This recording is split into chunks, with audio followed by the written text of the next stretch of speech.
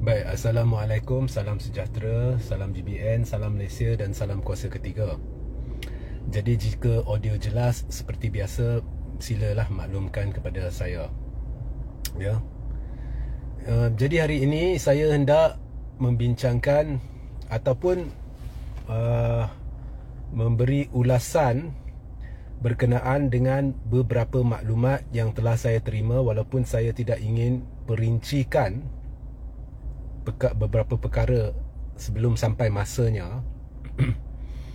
Tetapi apa yang ingin saya beritahu di sini, saya mulakan dengan kerajaan nepotisme ni, pimpinan Anwar Ibrahim, tidak akan bertahan selepas 6 pilihan raya negeri yang bakal diadakan.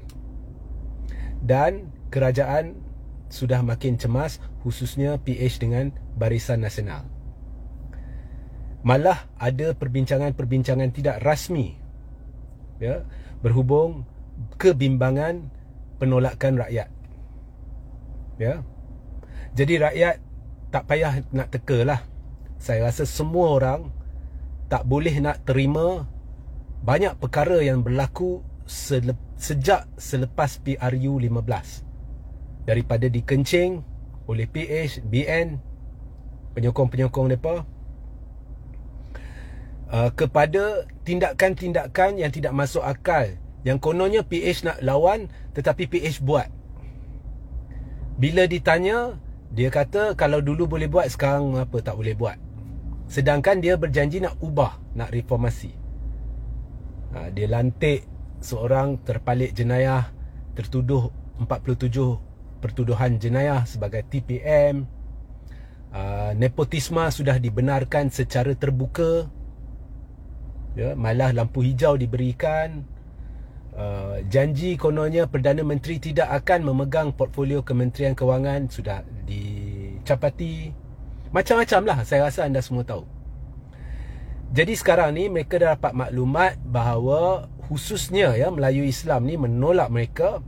Malah di kalangan penyokong PH sendiri sudah ada rasa tidak puas hati. Berdasarkan maklumat ini, perang persepsi sedang dihebatkan, tetapi ianya tidak menunjukkan hasil yang diinginkan oleh kerajaan. Kita lihat contohlah tuduhan terhadap Perikatan Nasional Muhyiddin ni. Bukan nak kata sokong ke tak sokong Muhyiddin, no, itu tolak tepi. Semua orang nak tahu. Okey, perbelanjaan masa pilihan raya, benar ke ada unsur penyelewengan dan sebagainya? Semua orang nak tahu. Saya pun nak tahu. Tetapi hari ini Muhyiddin dah saya dipahamkan Muhyiddin sudah dipanggil SPRM, bukan sebagai tertuduh ataupun suspek, tetapi sebagai saksi. Memanglah kalau saya tuduh seorang melakukan sesuatu kecurian, dalam proses siasatan mereka kena panggil orang tu walaupun tak ada bukti untuk soal siasat. Itu adalah untuk mendapatkan keterangan, itu kadang-kadang sebagai saksi. Ya. Perdana Menteri sendiri, angka dia tak boleh nak putuskan angka mana yang betul. Daripada 600 bilion dia boleh turun terus ke 300 juta. Itu pun dari mana dia dapat 300 juta tu, kita tidak tahu. Adakah ini hanya angan-angan dia? Kita tidak tahu. Tetapi yang saya pasti, saya nak tahu kebenaran, dan saya lihat Bersatu dah buat laporan audit akaun-akaun dia 2021, 2020. Memang jelas tidak menunjukkan 300 juta tu. Jadi SPRM kena panggil juga Perdana Menteri, minta beri kerjasama. Mana dapat maklumat? Atau Perdana Menteri boleh tunjuk fail lah. Masa 600 juta dulu, 600 bilion dia kata dulu, dia kata ada fail, jangan cabar saya. Mana fail dia? Daripada 600 bilion boleh turun 530 bilion, kemudian turun 95.2 bilion, kemudian turun kepada 4.5 bilion, kemudian turun kepada 300 juta. Kemudian bila panggil orang yang dituduh tu, SPRM tak soal pun soal isu 300 juta. Yang dia soal benda lain, itu pun sebagai saksi. Jadi saya nampak kerajaan sudah terdesak.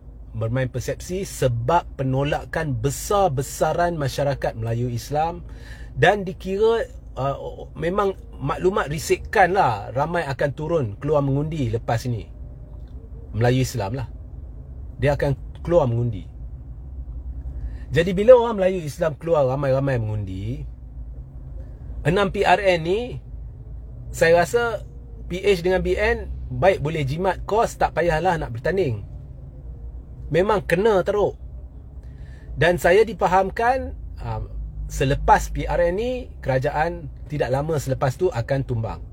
Macam mana, menerusi kaedah apa, itu saya rasa dah terlalu awal untuk saya bicarakan. Malah bukan tempat saya untuk bicarakan. Ya.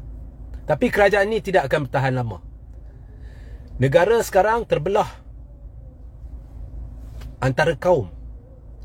Bukan Melayu versus Melayu. Semuanya angkara kerajaan ni. Bermula dengan PRU 15. Sekarang ni semua Melayu duduk sebelah pembangkang dan sudah makin bersatu. Ini adalah satu perkara baik lah daripada yang berlaku ni. Jadi ada hikmah, ada baiknya benda ni semua berlaku. Ada baiknya Anwar jadi Perdana Menteri.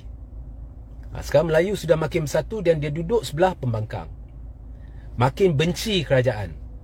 Bukan Melayu semua duduk sebelah kerajaan, itu pun ada segelintir yang sudah rasa tidak puas hati. Kerajaan ni telah merosakkan akhlak, khususnya bukan Melayu,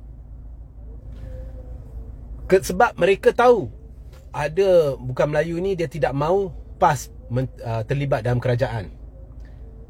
Jadi gejala Islamofobia ada ditimbulkan oleh seorang pemimpin daripada kerajaan ataupun blok kerajaan, iaitu Kit Siang. Kononnya gelombang hijau ni akan menjurus kepada negara Islam. Jadi dia menakut-nakutkan orang bukan Melayu terhadap Islam dan budaya Islam, ya, dan sebagainya. Ada percubaan benda tu dilakukan sebab dia tahu ada ramai Cina dengan India tak mau PAS terlibat dalam kerajaan. Ya.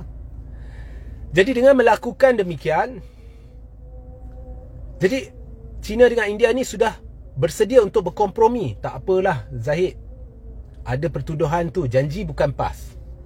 Jadi ini sudah menjurus kepada keruntuhan akhlak moral di kalangan masyarakat. Inilah bencana yang sedang dibawa oleh kerajaan pimpinan Anwar Ibrahim, yang tidak akan bertahan lama, yang kini berada dalam keadaan cemas.